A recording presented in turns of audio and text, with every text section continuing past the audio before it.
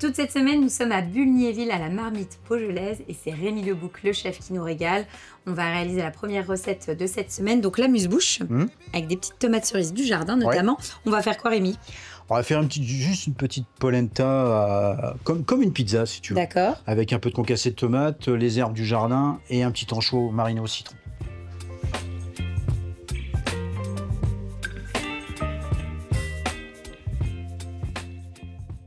Donc Rémi, pour notre amuse-bouche, on commence par quoi? Donc j'ai démarré une polenta, oui, que j'ai refroidi, je l'ai étalée au rouleau. Polenta avec des choses dedans. Ouais, j'ai mis un peu de thym citron et un peu d'oignon grossier pour que ça apporte un peu de mâche. D'accord. Donc on va faire 4 emporte-pièces, tu vois, comme ça. Et puis à côté, moi, j'ai chauffé un peu le concassé de tomate que j'ai fait ce matin. Oui. On va la réhydrater légèrement. Donc tu as simplement émondé tes tomates, retiré ta peau, etc. Puis tu l'as fait un peu compoter. Avec un peu compoté, avec un peu d'oignon, du thym. Et donc là, tu mets finalement tes bases de polenta directement dans ton petit concassé de tomates. Donc là, c'est prêt. Ok. Donc on a juste remis à température. Ouais, c'est tout. Donc là, je vais prendre une petite spatule. Donc tu le récupères et tu le mets directement dans ta petite cuillère. Donc c'est la base finalement de notre amuse-bouche. Ouais.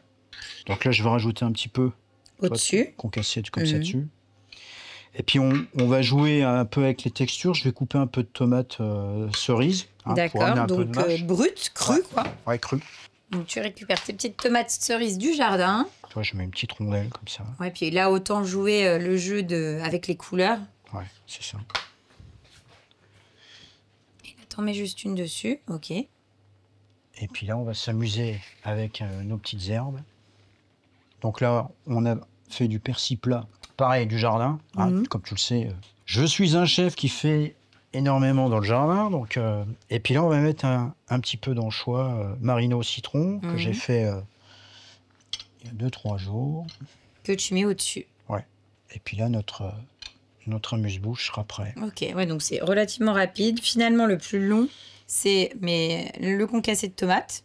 Ouais, c'est ce qu'il y a de plus long. Mais bon, après, quoique, tu le lances, puis tu l'oublies pendant qu'à la limite, tu le laisses compoter, tu fais ta polenta. Ouais, on peut faire ce qu'on veut, hein. On peut la parfumer avec d'autres herbes. Oui, toi, moi, je suis parti là-dessus, mais tu sais, c'est toujours la même chose. Moi, la cuisine, on fait ce qu'on comme on veut. Oui, c'est une base et après, on fait ce qu'on veut.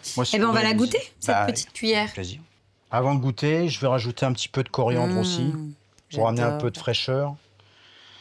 Donc, hop, tu rajoutes un petit peu de coriandre du jardin. Donc, tous les aromatiques, nous, viennent du jardin. Il y a beaucoup de choses qui viennent du jardin. Bon, c'est vrai que je travaille avec un maraîcher qui s'appelle Monsieur Defrin, à Cérécourt, qui est super. Donc, quand moi, j'ai pas assez, bah, lui, il complémente ce qui me manque, quoi. Hein.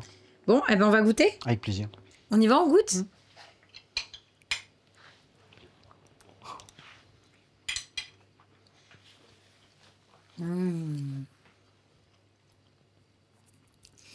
C'est top. On est vraiment en été, dans le sud. C'est excellent.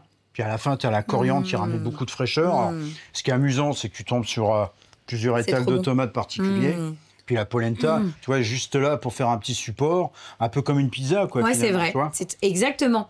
C'est vrai que au niveau du goût, t'as raison, ça peut ressembler un petit peu à une pizza parce que t'as la tomate et puis t'as quand même une base. Et puis avec la petite touche d'anchois. Tu vois, avec une chose simple, on peut faire un truc qui est plutôt sympa. Puis bah voilà, visuellement, c'est vrai que c'est joli et ça fonctionne super bien, quoi. Top. Bon, il n'y en a pas assez, c'est tellement bon que je... Bah, je sais, mais je peux t'en refaire si tu veux, c'est pas un souci. Hein. Non, on va faire quoi ensuite?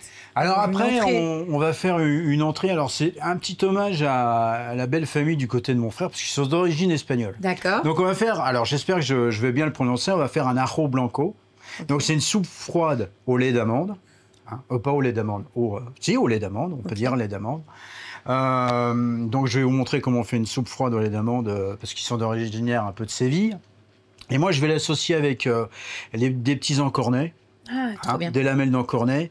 Alors, nous, on a eu beaucoup d'ail des ours. Hein. Donc, on va faire une tempura d'ail des ours et on va accompagner ça d'une ratatouille froide, un peu style chutney, tu vois.